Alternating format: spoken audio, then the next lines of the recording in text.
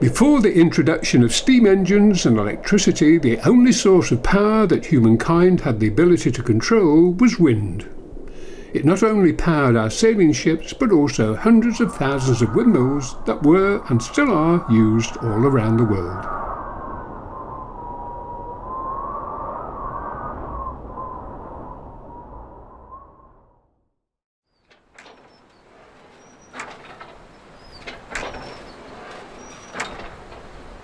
Windmills enabled our ancestors to transform the power of wind into a physical force that could be used for the basic jobs of grinding grains and moving water to many more complex industrial and agricultural needs.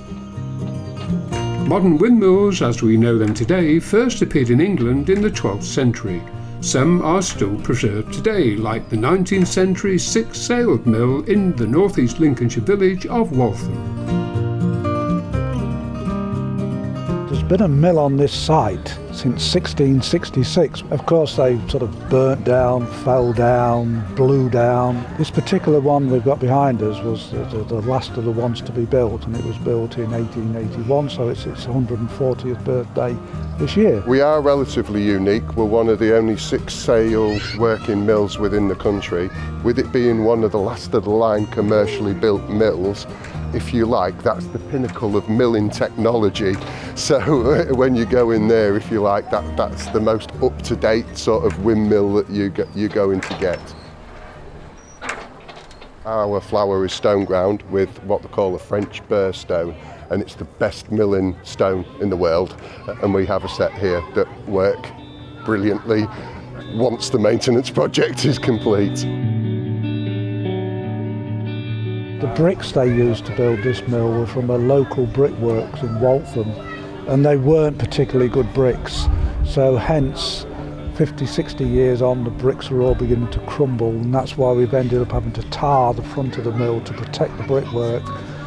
And the danger of that is once you tar it, now you've got a maintenance problem. Every 5 years you've got to re-tar it. It fell into a pretty bad state of repair. Obviously these things cost a lot of money. Our previous chairman, Dr. Pip Carter, took the job on in, again, the late 50s, early 60s, and he's done an absolutely fantastic job. And in the year 2000 we had a big lottery grant, and we got a whole new cap and sails and repairs done. And that was all the hard work that was done by the volunteers led by Dr. Carter. Our plans now is obviously to get the mill into a fully operational state again, so we can mill and sell flour.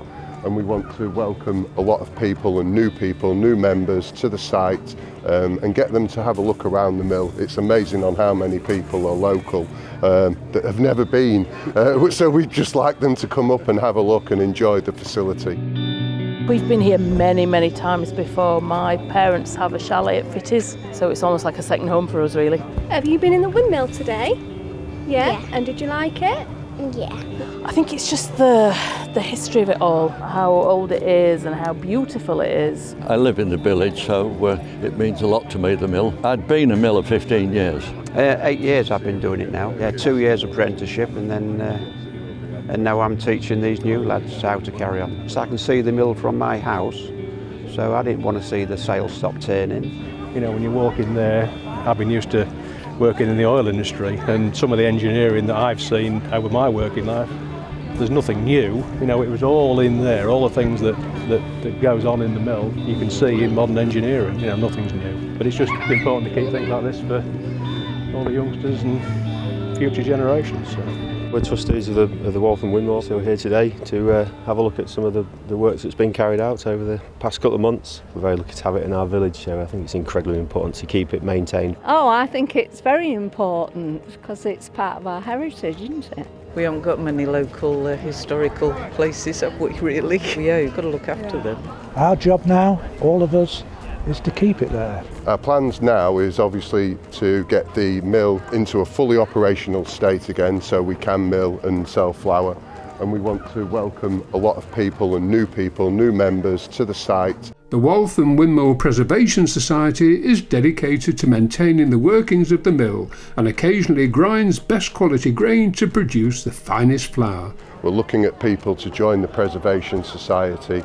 It's free membership to the mill all year round. Please If you can, join. It's very easy, it's on the website. All I want to do is get the mill up and running again, and having the people go in whilst it's shaking and rattling and moving. Yeah, I'm really looking forward to it. As the power of wind once again plays a critical role in the future of humankind, North East Lincolnshire is at the forefront of the battle against climate change as a centre for the wind turbine industry.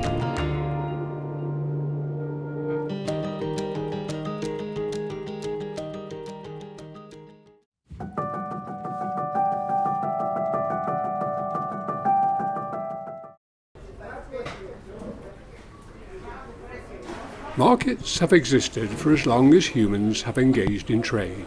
The earliest bazaars are believed to have originated in Persia, from where they spread to the rest of the Middle East and Europe.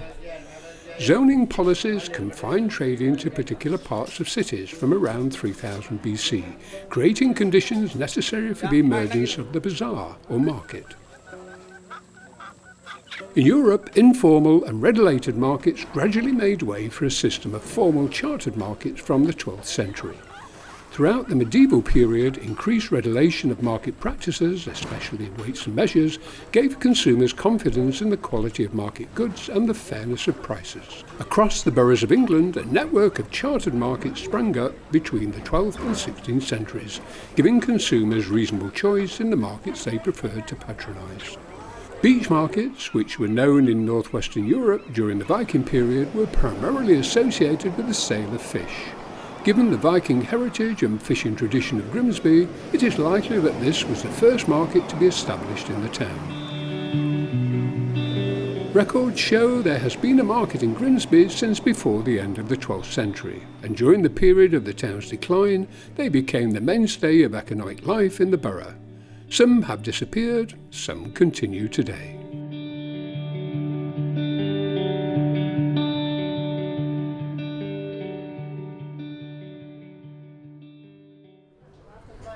What is now the Top Town Market began life near the Market Cross to the east of St James Church and received its first royal charter from King James I in the year 1604. A corn exchange was opened in 1857, housing some market traders, and a roof extension was later erected to protect the outside stalls. The local council took over the running of the market in 1853, and after occupying various locations in the centre of town, it moved to its present building in 1976. A photography display depicts the market at various times in its life and at various sites dating back to before the 1900s. Cattle markets have been held in Grimsby since medieval times. The Corporation Cattle Market, opened in 1931 to replace the one on the site that is now the bus station, was situated at the meeting of Cromwell Road, Boulevard Avenue and Yarborough Road, where the Market Hotel now stands. The market closed in the late 1950s. Freeman Street Market had its official opening in September 1873, when corporation officials declared the market to be open and free to all comers. The corporation's authority was challenged by the freemen of Grimsby, as they claimed the land as their birthright. The challenge was upheld and the market remains in their ownership today. In 1958 it was decided to provide the market with a permanent cover. Although the new roof protected both stallholders and shoppers from the elements, many felt that the old atmosphere of Freeman Street Market had somehow been lost. The biggest transformation took place in 2014 when the Market Hall was completely refurbished to house both stallholders and local businesses in the Business and Digital Hub. Today, the market remains a social hub for the local community, hosting family-friendly events throughout the year, including craft fairs, dance clubs, theatre groups and the popular Great Grimsby Food Fight. Grimsby is of course famous for its fish, and the early beach markets of Viking times developed over the centuries into a more permanent fish market alongside the Grimsby fish docks and the processing plants of the mysterious Casbah. The importance of the town as a major centre for the fishing industry was fully recognised when the new £50 million Grimsby Fish Market was opened in 1996. A £1.2 million upgrade in 2012 saw the introduction of new temperature control and hygiene systems, maintaining its status as one of the most important fish markets in Europe. Its daily auctions sells fish brought in by British and foreign vessels, as well as overland fish from Faroe, Scotland, Ireland and other British ports. Cleethorpes also has a long history of markets. The latest traditional outdoor market to be held in the ancient marketplace was established in 1998. Famous for its flower and plant displays, the market is open every Wednesday and Saturday.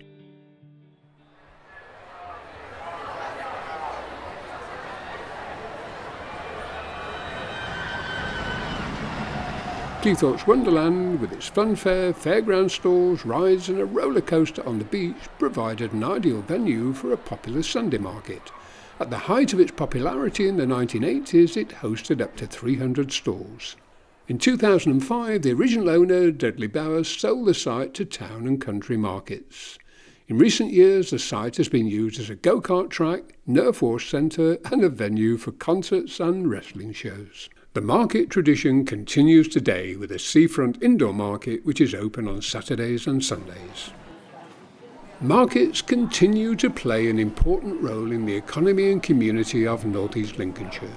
They provide a social hub where people come together in these important public spaces to access healthy food, enjoy local crafts and culture, and honour historical legacies that provide a sense of place and identity, giving value to their lives and that of their communities.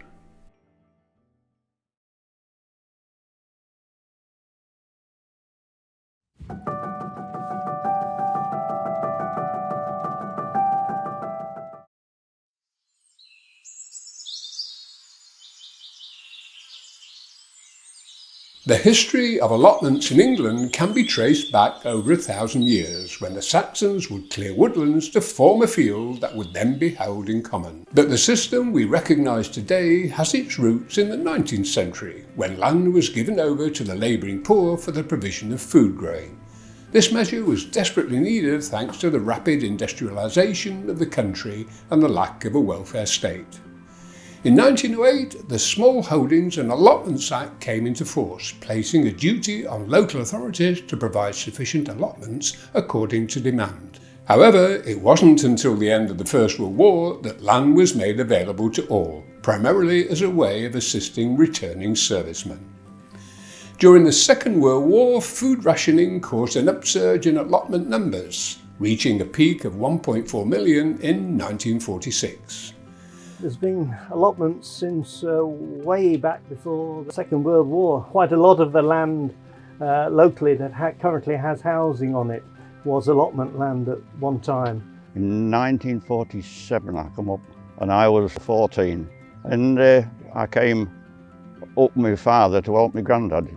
Grandfather had to give up and so we took it over and that's how it evolved. I carried on from there. I got interested.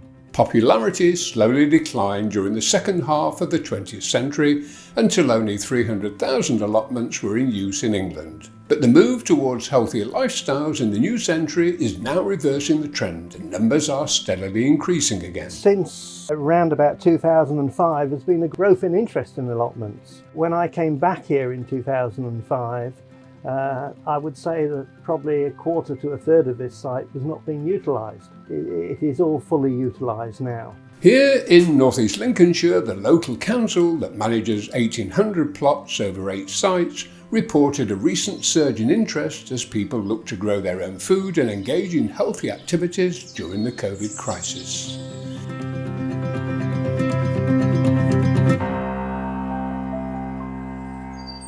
Especially under lockdown, there's been a higher uptake of using our allotments. Once COVID came in, people were actually looking for, I think, partly something to do, but also they wanted to grow their own.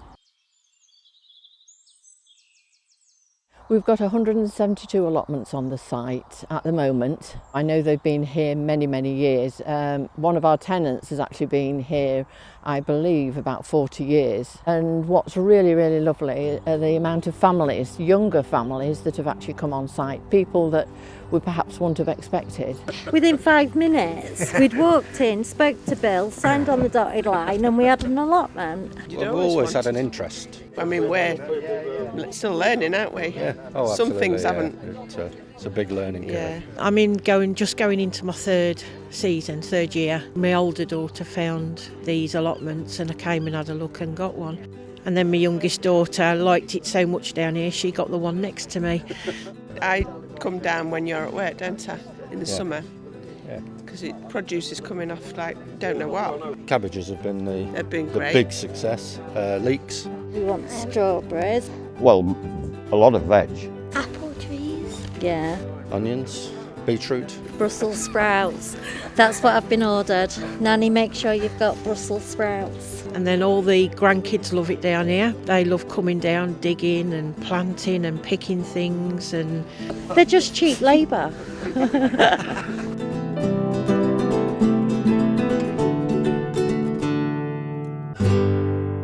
It's nice to see the fruits of your labour come together. Well, being out in the fresh air, it's nice to grow your own food. Plenty of sunshine, plenty of air. Exercise. It's been somewhere they could come to get out of the house and take some exercise and spend a bit more time outside, particularly during the first lockdown. I think it's been quite a benefit for a lot of people. Well, the community spirit is marvellous on here. Stuart, my husband, is the site rep. And so any new people we always normally take round to show them the site, and as we go along we just introduce them to people going round. We always have a spring fair, an autumn fair, we always have a bonfire party as well where we can get rid of quite a lot of wood. In late summer, the community of the West Marsh allotments came together for a grand summer fair.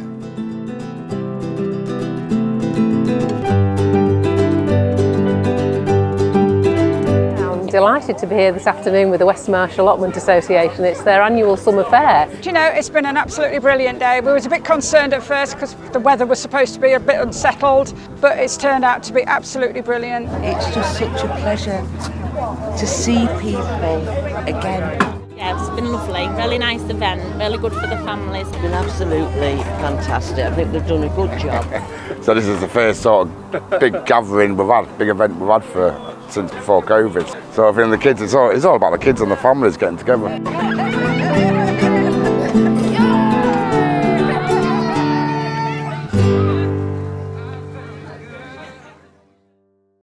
Primarily, it's really fantastic for the community, which is really my first thought when I came on here this morning. I was bowled over by the hard work that everybody does and the community spirit that I've sort of just come into, and the welcome I got really. And I can see already there's the friendships involved, you know, and that's really, really good for after lockdown, people's mental spirit as well. I've just been talking to a lovely lady. She said, I've had my allotment a year, and she said it's changed my life. So that sort of comment, I think it's quite overwhelming, and you can see the passion here as well. For over 1,000 years, allotments have played an important role in the fabric of local communities, bringing people together to enjoy a healthy lifestyle, homegrown produce and good company.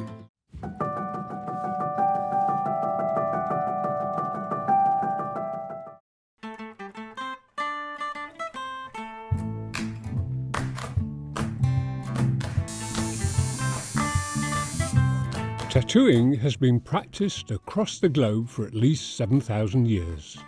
Figurines recovered from tombs in Japan, dating back to 5000 BC, had their faces painted or engraved to represent tattoo marks. The oldest known human to have tattoo marks on his mummified skin is a Bronze Age man dating back to 3300 BC.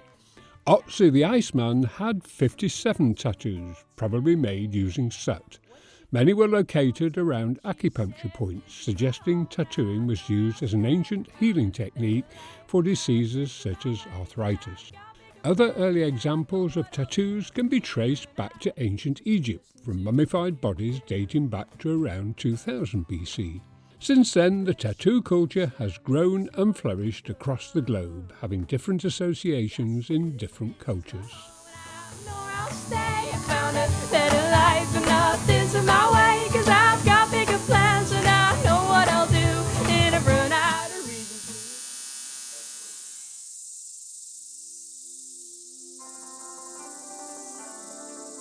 Tattoos are often shunned in Japan due to their association with criminals who for 200 years from 1600 were branded.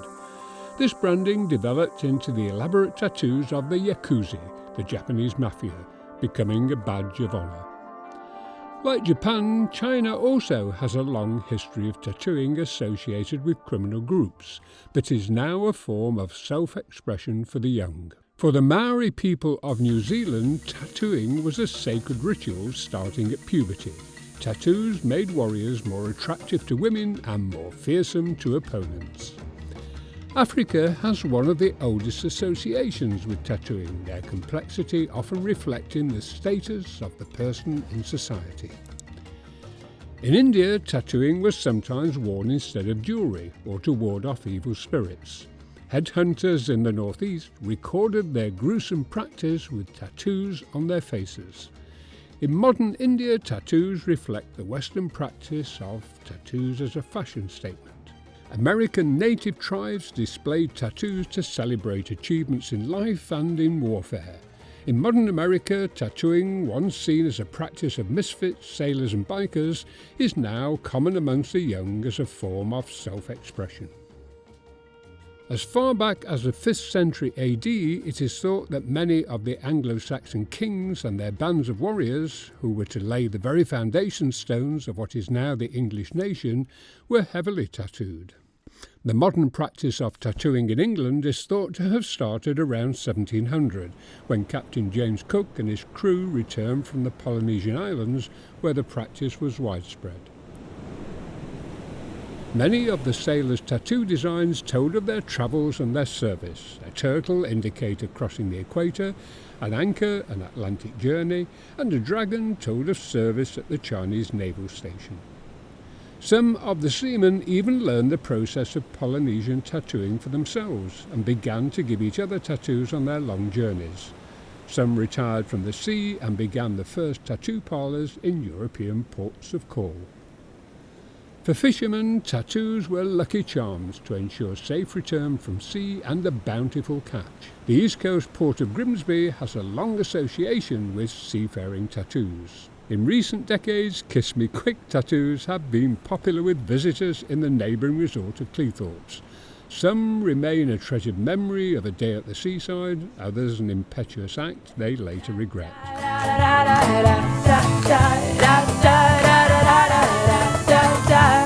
Tattoos continue to be part of our society today, sometimes signifying belonging, sometimes daring to be different, but always a very personal and permanent means of artistic self-expression.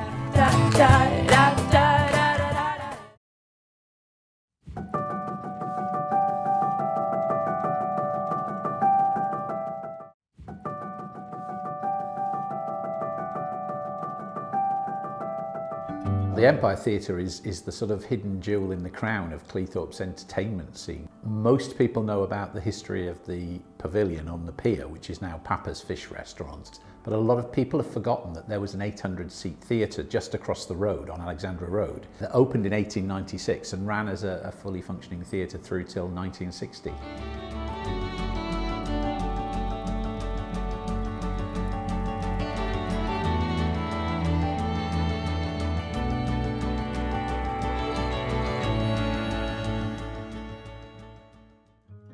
The theatre provided year-round entertainment from visiting repertory companies, talent contests and popular summer shows. During its heyday in the late 1940s and 50s, the Empire attracted some of the country's greatest singers, comedians and entertainers. We saw some huge names of British showbiz there. People like Bruce Forsyth, Harry Seacombe, Tommy Cooper, Larry Grayson, many of them got their early start there. Julie Andrews, as a teenager, was alleged to have sung on stage there when her parents were in the venue. And actress Michelle Dotrice, who played Frank Spencer's wife in Some Mothers Do Have 'Em, made her stage debut at 3 weeks old, as her parents were performing in rep at the theatre. And the show required a baby, so obviously Michelle's mum took her on stage, and at 3 weeks old she made her debut. During the late 50s, audiences began to dwindle and the final curtain fell in 1960. The site continued to provide attractions for both locals and visitors, first as a bingo hall and later responding to the changing taste for entertainment. It's gone through a number of incarnations since then. Most people today will recognise it as a Laser Quest amusement arcade. It's managed to sort of survive as a sort of place of entertainment through those years, but sadly no longer a place of live entertainment. Recent work by the current owners has revealed some of the original features that hold so many nostalgic memories for local families and summer visitors from the nearby mining and steel towns of South Yorkshire. I went on a visit a few years ago through the Heritage Open Day project. There's quite a lot of original features still there that are sort of hidden away from public view. You kind of have to go behind the scenes to have a look round. But there's a lot to be seen still. We've still got the proscenium arch, for example, and the balcony that would have gone round from the circle. And the changing rooms still exist, though they're pretty much inaccessible now because they're down in a basement in the theatre. It is hoped to continue to reveal and restore more of the theatre's hidden secrets if funding allows. There is some sort of murmuring locally that it would be nice to try and look for opportunities to bring it back into some sort of public use as a performance venue, and that would be, at this stage, would be my ideal sort of dream for the theatre.